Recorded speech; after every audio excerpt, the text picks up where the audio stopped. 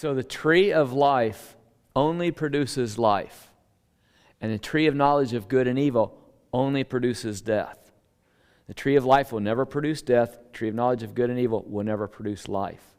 Now, death originally just meant separation.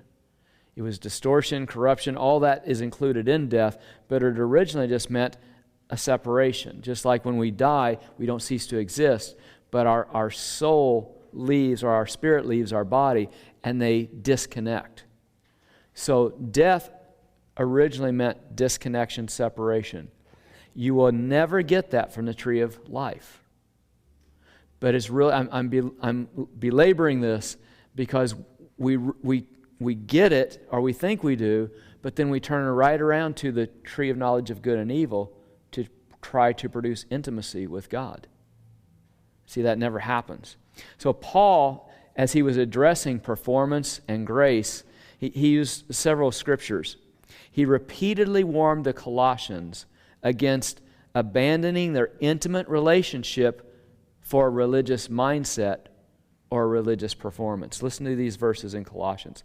Colossians 1:26 and 27. It's the mystery which has been hidden in the past ages, but now has been made manifest to the saints, whom God willed to make known the riches of the glory of this mystery, which is this: Christ in you, your hope of glory. He goes on to say in chapter 2, verse 4, and see to it then that no one will delude you with persuasive arguments. So he says, don't be deluded with persuasive arguments, good reasoning, good logic.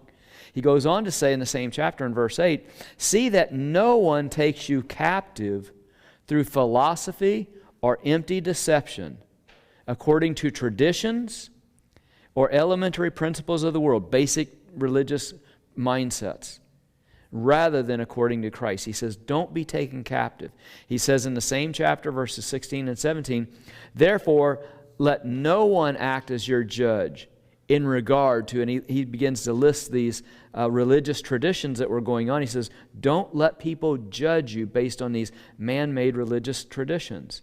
They're only a mere shadow of what is to come. And in the same chapter, verses 18 and 19, he says, let no one defraud you of your prize. Hear how often he's saying, don't be deluded, don't be persuaded. Don't let someone defraud you of your prize. Well, how would they do that? By delighting in self-abasement, self-harsh treatment, worship of angels, taking stands on visions they have seen, inflated without cause in their own mind, not holding fast to the head, from whom the entire body, being supplied, is held together by the joints and ligaments. The growth that is real comes from God. It comes from Him. Colossians 2:20 and 23, I'm just going to read down around verse 23. All these things are matters, with things like don't touch this, don't do that, don't. He says, these are matters which have, to be sure, the appearance of wisdom, but it's self-made religion. And they are of no real value against real fleshly indulgence. He said all these laws about don't do this, don't do that, don't do this, are of no value of really addressing the sin problem and righteousness with God.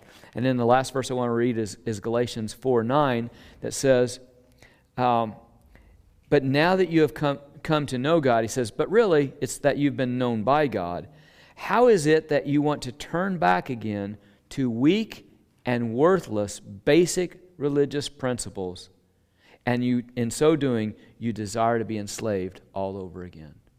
So going back to these religious principles that we think by our performance we're going to please God and gain intimacy and access with God through our performance, he says, that will delude you of your prize, it will deceive you, it's going to lead you away from intimacy with God.